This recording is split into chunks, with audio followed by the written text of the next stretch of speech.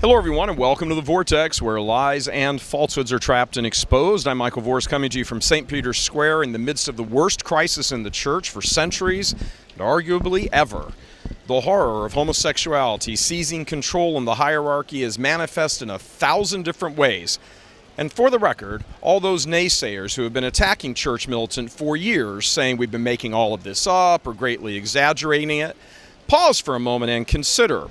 A former papal ambassador to the U.S. is in hiding in fear of his life for outing the homosexual current here in Rome. A Chicago priest is in hiding for fear of his life for crossing swords with Cardinal over the homosexual agenda. Faithful Catholics are being forcibly removed from so-called listening sessions in Bishop Robert McElroy's San Diego diocese when they bring up homosexuality in the clergy. Various other priests have been censored and threatened by their respective dioceses for preaching against these evils. Donald Wuerl had to resign his office as Archbishop of D.C. owing to the homosexual predator priest scandal he helped cover up while Bishop of Pittsburgh. Credibility of bishops and cardinals is at an all-time low, as enormous numbers of faithful Catholics believe that they are flat-out lying about what they knew. Pope Francis's popularity is tanking as reports continue to surface that he not only promoted gay predator McCarrick despite knowing his evils, but also covered for priests while in Argentina. And here in Rome, Vatican sources report there is an epidemic of homosexuality among the clergy. Still think there's nothing to this story? And when it comes to homosexuality, as we said, it manifests itself among the clergy in various ways.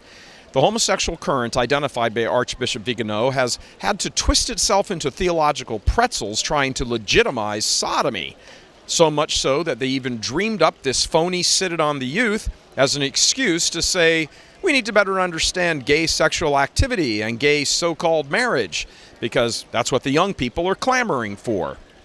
In their rush to make their own psychological depravities appear normal, even to the point of wanting to change the words of the catechism, they have fastened themselves to the phony social justice agenda of the political left. Everyone wants to feel good about him or herself and be seen as moral and righteous, so the gays here in Rome and the clergy, in their collars and mitres, long ago linked arms with the climate change crowd, the anti-death penalty forces, the illegal immigration politicos, the gun control establishment, the overall globalist agenda, and so forth. These moves, again motivated by a desire to be viewed as moral in the midst of their sexual depravity, have placed them in direct opposition to the Trump White House. As far as homosexual so-called rights go, Trump is actually pretty neutral. In fact, many politically conservative Christians aren't too happy with that aspect of his agenda, since it is directly opposed to the Gospels. Which makes it curious why the homosexual power brokers here in the Vatican and controlling affairs in the church, for now, would be so opposed to Trump. He's hardly an enemy of the gay agenda, after all. But the Father Martins and the Blaise Supiches of the world, as well as the Kevin Farrells and the Joseph Tobins and the Rodriguez Mardiagas, all recognize that in order to swamp the church with the acceptance of sodomy, as they are all hell-bent on doing as their number one aim, it's best for them to cast their lot with the rabid pro-homosexual political side, which also happens to favor all those above-mentioned goals. So, that makes Trump public enemy number one here in Rome at the Vatican. In fact, sources here in Rome confirm that in the run-up to the 2016 U.S. presidential election, homosexual predator McCarrick was the official-unofficial liaison between the Vatican and Team Hillary. According to sources, the mood was as glum here in Rome on that election night 2 years ago as it was at CNN headquarters. With the announcement late last week that Trump's Justice Department has begun an investigation into the possibility of human sex trafficking in the U.S., a kind of deep concern is gripping some in the Vatican now. Likewise, Church Militant can now report that we have confirmed law enforcement officials have begun looking into the Papal Foundation headquartered in Philadelphia. The Papal Foundation's board of directors includes every cardinal in the United States, so that news will not go down well here in Rome.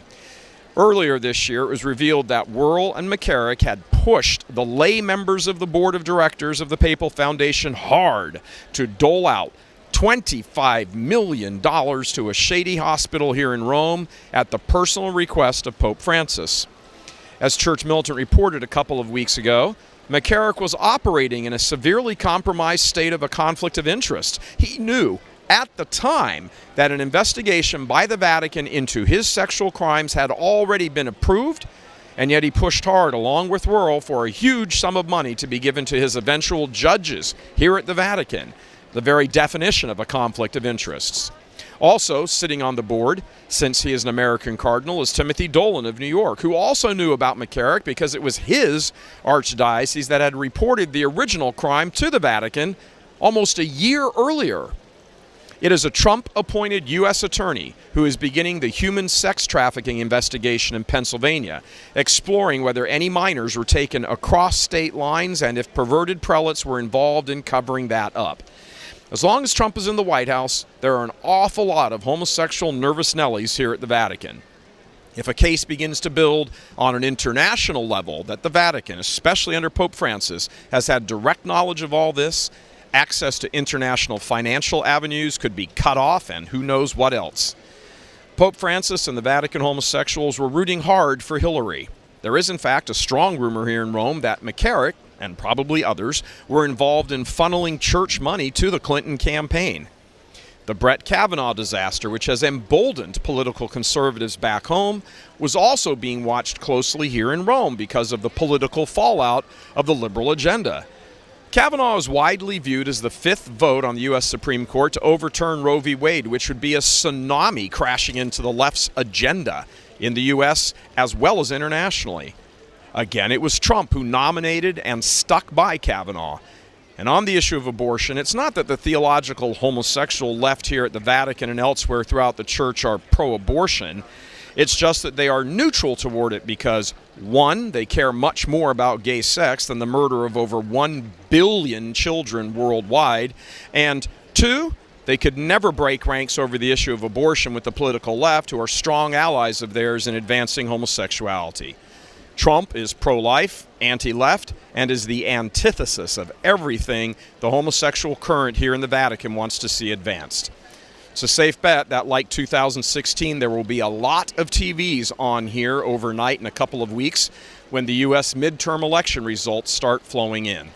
As a programming note, Church Militant will once again be producing wall-to-wall coverage, just as we did in 2016 for the Trump victory, where we were the first media outlet to say that Trump had won Pennsylvania and therefore secured enough electoral college votes to win the presidency.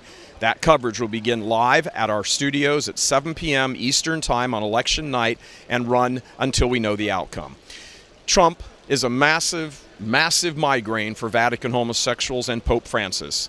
Had Hillary won, there would be very warm relations between Washington and Rome, but as it is now, there are 15 state grand jury inquiries going on, 2 federal investigations. The globalist agenda of the left is in full retreat. And in an ironic twist, it was an American Cardinal, homosexual predator McCarrick, and the papal ambassador to the United States that got this whole ball rolling. God bless the USA. Reporting to you from St. Peter's Square here in Vatican City, this is Michael Voris. God love you.